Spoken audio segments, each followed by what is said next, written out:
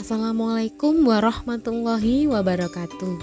Perkenalkan, saya Siti Nur Arika Ertianti, mahasiswa PPG Prajabatan tahun 2023, program studi Pendidikan Guru Sekolah Dasar Universitas Jember. Saya akan merefleksikan tugas topik 2, aksi nyata mata kuliah pembelajaran berdiferensiasi.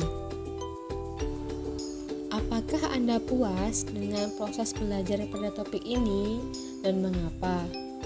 Saya puas dengan proses belajar pada topik ini karena dengan mempelajari topik ini, saya mendapat pengetahuan lebih dalam mengenai aspek-aspek pembelajaran berdiferensiasi, yaitu berdiferensiasi konten, proses, produk, dan lingkungan belajar.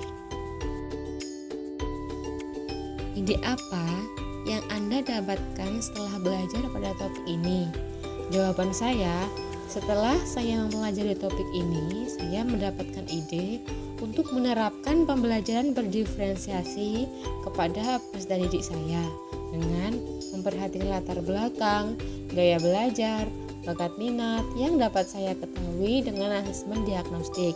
Setelah saya mengidentifikasi kebutuhan belajar peserta didik, maka akan saya petakan dengan baik demi mencapai tujuan pembelajaran yang maksimal dan mengembangkan potensi masing-masing peserta didik. Bagaimana caranya supaya Anda dapat merealisasikannya?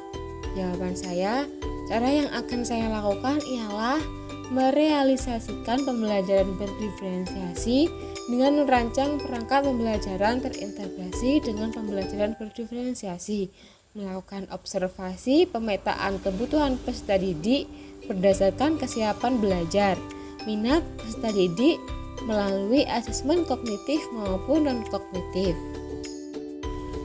Apa yang melatar belakanginya? Jadi, pembelajaran berdiferensiasi didasari oleh kebutuhan peserta didik antara lain 1. Karena peserta didik memiliki keunikan dan profil belajar masing-masing. Yang kedua, perbedaan kesiapan belajar dan minat peserta didik. Yang ketiga, level kemampuan peserta didik yang berbeda-beda. Apa tujuan dari kegiatan tersebut? Tujuannya untuk mewujudkan merdeka belajar agar pembelajaran yang dilakukan menjadi lebih bermakna bagi peserta didik dengan melaksanakan pembelajaran yang sesuai dengan kebutuhan belajarnya, sesuai dengan gaya belajar dan minat sehingga setiap peserta didik dapat mencapai potensi yang maksimal dan dapat mencapai tujuan pembelajaran.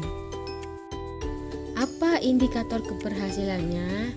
Jadi, dalam pelaksanaan pembelajaran berdiferensiasi, indikator keberhasilannya yaitu meningkatnya hasil belajar peserta didik, tercapainya tujuan pembelajaran, dan capaian pembelajaran, terciptanya lingkungan belajar yang kondusif yang berpihak kepada peserta didik dan meningkatkan motivasi belajar, juga menciptakan pembelajaran yang bermakna. Bagaimana langkahnya? Langkah-langkah pembelajaran berdiferensiasi yang pertama yaitu menganalisis capaian pembelajaran. Yang kedua, merumuskan tujuan pembelajaran.